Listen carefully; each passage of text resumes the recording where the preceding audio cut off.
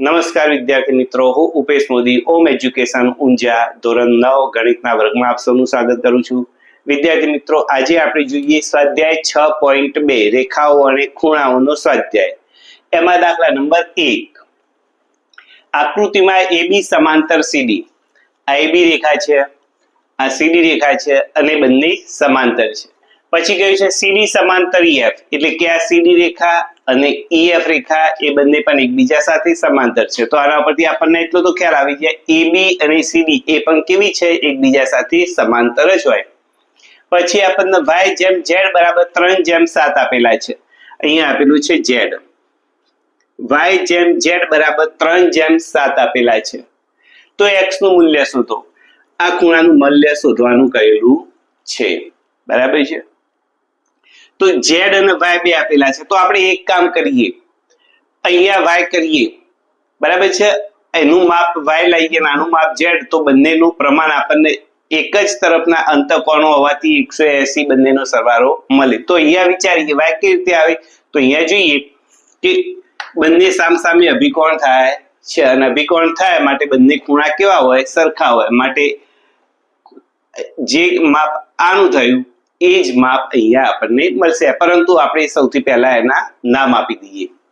P, અહીંયા નામ આપીએ Q, અહીંયા નામ આપીએ R, અહીંયા નામ આપીએ S. આ રેખાને આપણી પીટી છેદિકા બનાવીએ. બરાબર. તો ચલો અહીંયા જોઈએ, ખૂણો QRC અને ખૂણો DRZ અભિકોણ થાય છે. અભિકોણ થાય માટે બંનેના માપ કેવા હોય, સમાન હોય. આ y છે એટલે ખૂણો DRZ પણ DRS પણ કયો થશે, y થશે. એ આપણે અહીંયા નક્કી કરી શકીએ. તો સૌથી પહેલા લખીએ CD અને PT એકબીજાને R બિંદુએ છેદે છે. CD રેખા અને રેખા PT R બિંદુએ છેદે છે. માટે ખૂણો QRC બરાબર ખૂણો DRZ. QRC બરાબર ખૂણો DRZ. કેમ? કારણ કે કેવા થાય છે, અભિકોણ થાય છે. અને માટે ખૂણો DRS એ પણ કયો થશે, DRS એ પણ થશે y.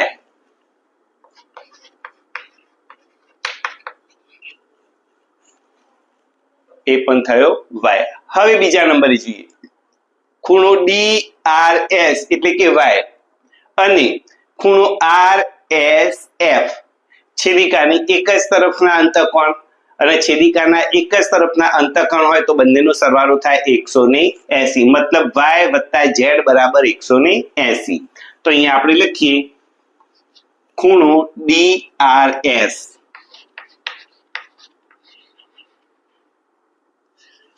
વત્તા ખૂણો RSF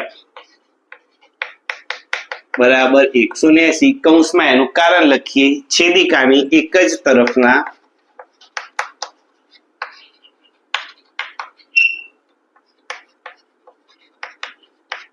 અંતકોણ, અને એક તરફના અંતકોણ હોય તો બંનેનો સરવાળો 180 થાય. એવું આપણે થિયરીમાં શીખી ગયા. બરાબર છે. ચલો, તો DRS બરાબર y છે અને RSF બરાબર z છે. માટે y વત્તા z બરાબર 180.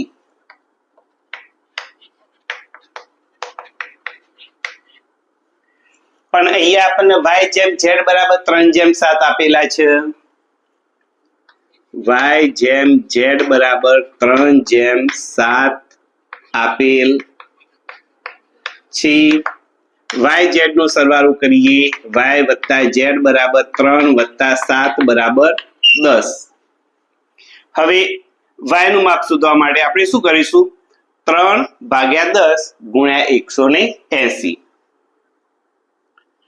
y બરાબર 3/10 ગુણ્યા 180 માટે 0 0 ને ઉડાડી દઈએ 18 તરીના 54 y નું માપ આવે છે 54 અને z નું માપ શોધી લઈએ z નું પ્રમાણ આપ્યું છે 7 માટે 7/10 ગુણ્યા 180 7 8 56 7 ને 5 12 18 126 બરાબર છે માટે આપણને ખૂણો z મળે છે 126 હવે જોઈએ મિત્રો AB સમાંતર CD આપેલી છે CD સમાંતર EF આપેલું છે એનો મતલબ AB સમાંતર EF થાય અને PT એની છેદિકા થાય માટે ખૂણો AQZ અને ખૂણો QZF બંને કેવા થશે યુગ્મ કોણ થશે આપણે અગાઉના વિડિયોમાં કહ્યું હતું Z એટલે યુગ્મ કોણ યાદ કરવાનું તો યુગ્મ કોણ હંમેશા જો બે રેખાઓ સમાંતર હોય તો યુગ્મ કોણ હંમેશા કેવા હોય સમાન હોય માટે Z 126 છે માટે x પણ કેટલી થાય 126 પરંતુ આપણે એને વ્યવસ્થિત રીતે લખીશું તો AB સમાંતર EF હવે AB સમાંતર EF અને PT તેમની છેદિકા છે PT છેદિકા છે માટે કયા કયા બે ખૂણા સરખા થશે ખૂણો AQZ અને ખૂણો QZF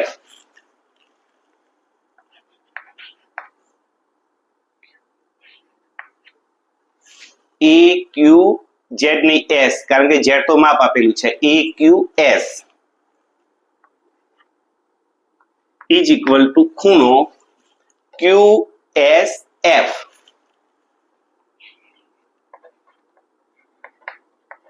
કારણ કે યુગ્મ કોણ કારણ લખવાનું કારણ લખીશું આપણે યુગ્મ કોણ અને યુગ્મ કોણ કેવા હોય સરખા હોય કેમ કારણ કે AB સમાંતર EF છે એટલા માટે તો અહીં QSF બરાબર 126 છે માટે AQS બરાબર x એ પણ કેટલી થશે 126 માટે QSF બરાબર Z બરાબર 126 હોવાથી ખૂણો EQS બરાબર x બરાબર 126 માટે આપણને મળી ગયું x બરાબર 126 તો જો વિદ્યાર્થી મિત્રો દાખલાને સંપૂર્ણ રીતે સમજી લીધો હોય તો દાખલો કેટલો ઈઝી બની જાય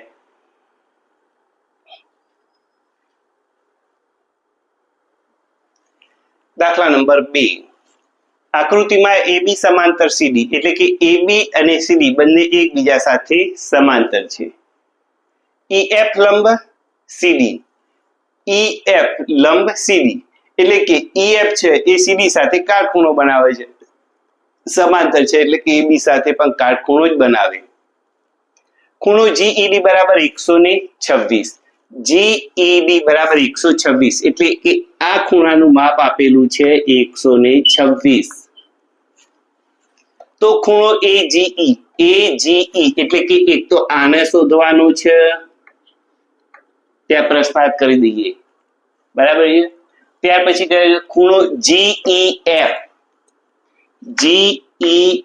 એટલે કે એક આ ખૂણો શોધવાનો છે ત્યાં પણ આપણે પ્રશ્નાર્થ લગાવીએ અને FGE એટલે કે એક આ ખૂણો શોધવાનો છે એને પણ આપણે પ્રશ્નાર્થ લગાવી દઈએ કે જેથી કરીને ખ્યાલ આવી જાય આકૃતિ જોતા તો ચલો પહેલા AGE ની વાત કરીએ તો અહીંયા AB સમાંતર CD છે અને GE એમની છેદિકા બને છે માટે ખૂણો AGE અને ખૂણો GED યુગ્મ કોણ બને અને બે રેખાઓ સમાંતર હોય તો યુગ્મ કોણ હંમેશા સમાન હોય માટે GED 126 હોવાથી AGE પણ કેટલી થશે 126 થાય આ જ વસ્તુ જે આપણે શીખ્યા એ વ્યવસ્થિત રીતે લખીએ. તો લખીએ અહીં AB સમાંતર CD અને છેદિકા કઈ થઈ? GE છેદિકા છે. GE છેદિકા હોવાથી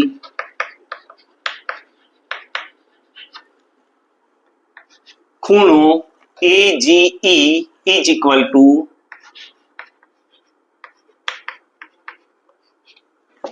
ખૂણો GED. કારણ યુગ્મ કોણ અને યુગ્મ કોણ બંને રેખાઓ AB અને CD સમાંતર હોવાથી યુગ્મ કોણ કેવા થયા? સરખા થયા. તો અહીંયા GED 126 હોવાથી AGE પણ 126. ખૂણો GED બરાબર 126 હોવાથી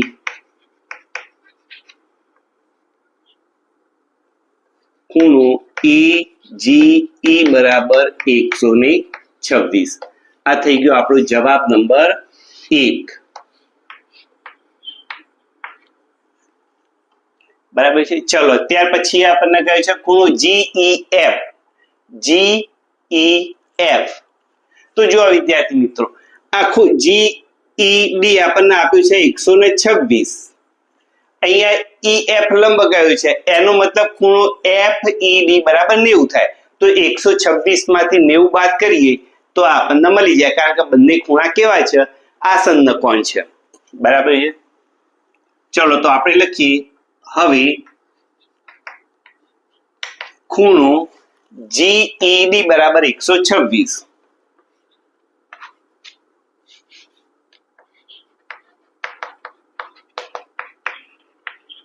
અને આસન્ન કોણ કયા છે? ખૂણો GEF અને FED. GEF અને ખૂણો FED આસન્ન કોણ છે. તો આસન્ન કોણ છે? બંનેનો સરવાળો કેટલો થાય? 126. માટે ખૂણો GEF વત્તા ખૂણો FED બરાબર 126. માટે ખૂણો GEF આપણને શોધવાનું કહ્યું છે એટલે એનું નામ એના એ રાખીએ. આનું માપ થાય 90. 126 કેમ 90 મૂક્યા? તો અહીંયા આપણે કારણ લખી દઈએ કે EF સમાન લંબ CD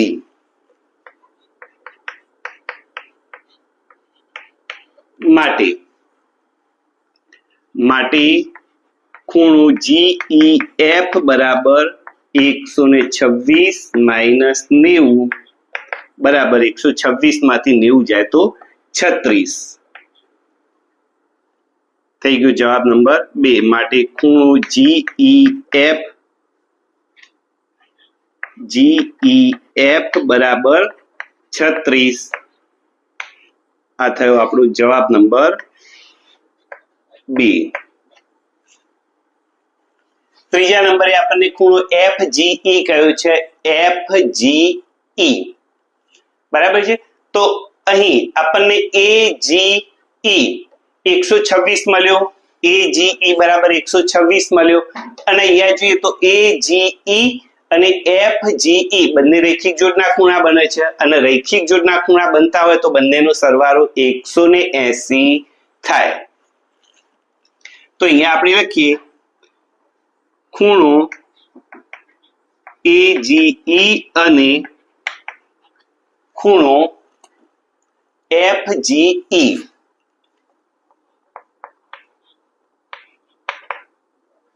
રૈખિક જોડના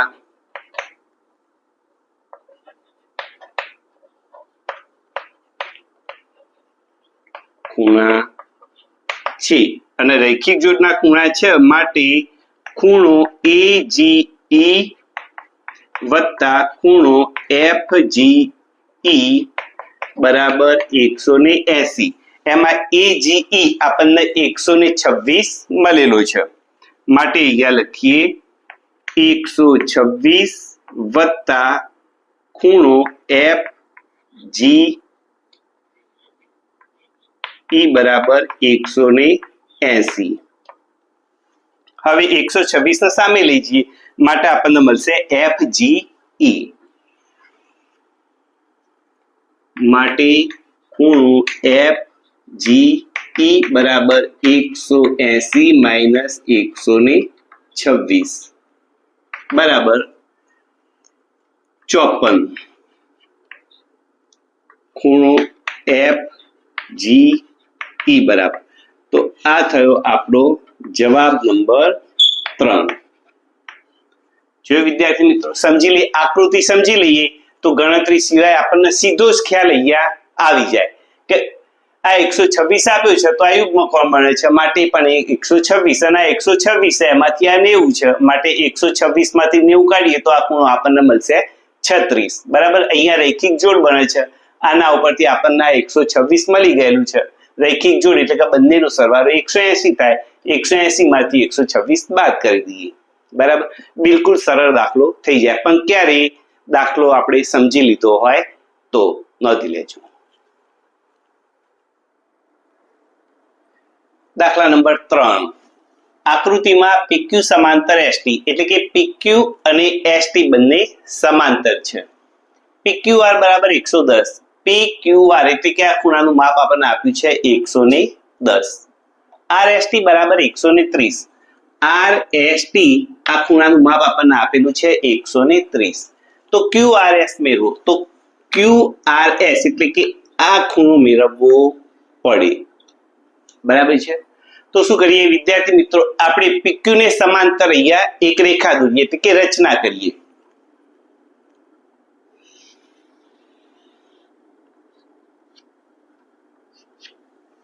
PQ ને સમાંતર અહીંયા નામ આપીએ AB બરાબર છે.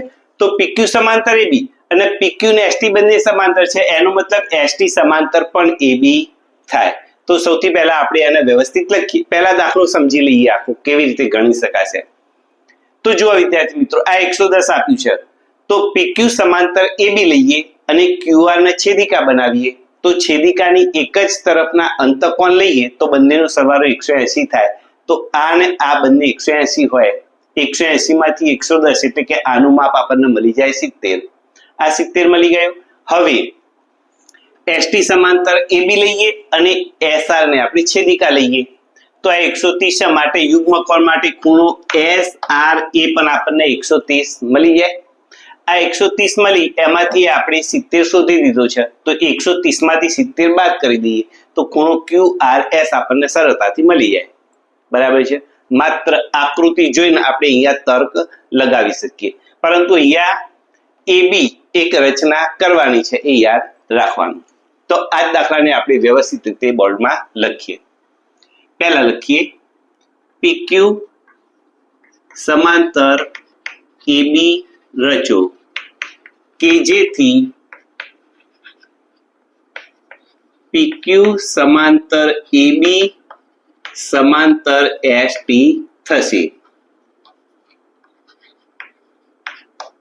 બરાબર છે. લખાઈ ગયું એક વાક્ય. હવે આપણે લઈએ PQ સમાંતર AB અને QR ને છેદિકા લઈએ. એક જ તરફના અંતકોણો વાળો નિયમ ઉપયોગ કરીએ. PQ સમાંતર AB અને QR છેદિકા.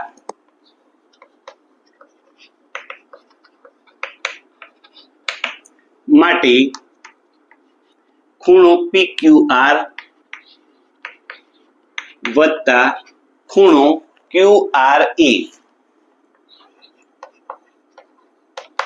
બરાબર 180 બરાબર, કારણ કે એક જ તરફના અંતકોણ.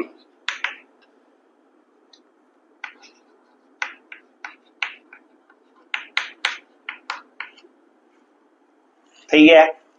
તો PQR આપણને 110 આપેલું છે માટે 110 વત્તા ખૂણો QRA બરાબર 180.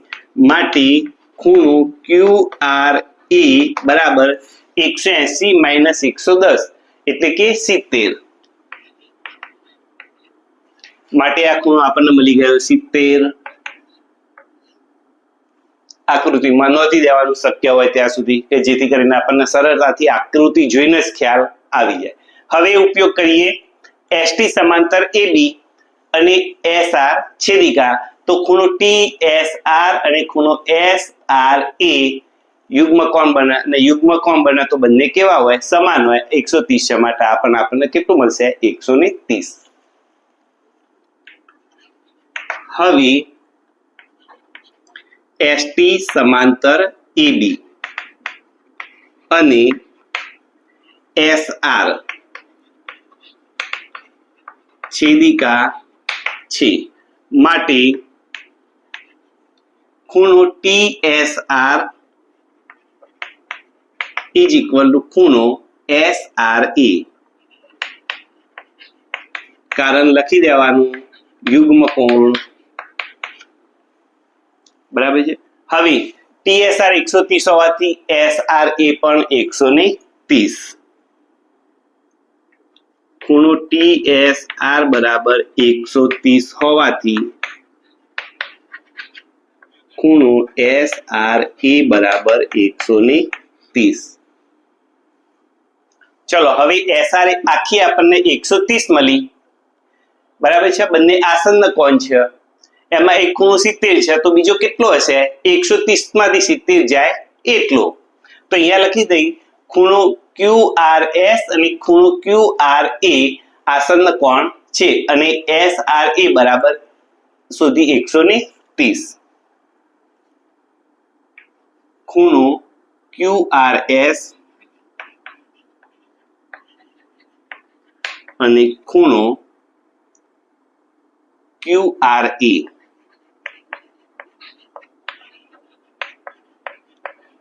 આસન્ન કોણ છે માટે ખૂણો SRA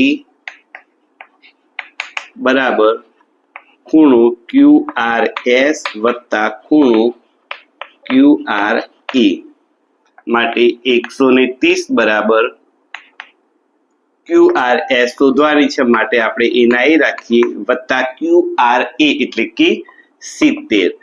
એટલે 70 ના બાજુ લાગે તો માઇનસ થશે. 130 માઇનસ 70 બરાબર ખૂણો QRS. માટે ખૂણો QRS બરાબર 130 માઇનસ 70. માટે ખૂણો QRS બરાબર 130 માંથી 70 જાય તો 60. આ થઈ ગયો આપણો જવાબ. તો જો વિદ્યાર્થી મિત્રો સમજી લઈએ તો દાખલો કેટલો સરળ થઈ જાય. તો વિદ્યાર્થી મિત્રો આજનો વિડીયો અહીં પૂરો કરીએ છીએ. નવા વિડીયોમાં દાખલા નંબર 4 થી આગળ જઈશું. ચેનલને સબસ્ક્રાઇબ કરી દેજો, વિડીયો લાઈક કરી દેજો. આપને કંઈ રિક્વાયર હોય તો અમને કમેન્ટ કરીને જણાવશો. ફરી મળીશું. જય હિન્દ, જય ભારત.